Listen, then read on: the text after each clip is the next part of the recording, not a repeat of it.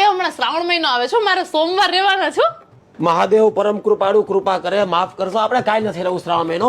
એમાં છે ને શિવાની અમુક લોકો જીવવા માટે ખાતા હોય ને, તું છે ને ખાવા માટે જીવસ. હવે તમે લોહી પીણા થાવ મને. ઉપવાસમાં છે ને ભૂખા રહેતા હોય ને, ભગવાનની ભક્તિ કરતા હોય. તું તો ઉપવાસ એટલા માટે રહેશે કેમ કે અલગ પલક નું ખાઈ શક. આ ડાયરીમાં તારો જો ઓલા શ્રાવણ મહિનાનો હિસાબ જ જોતો હતો.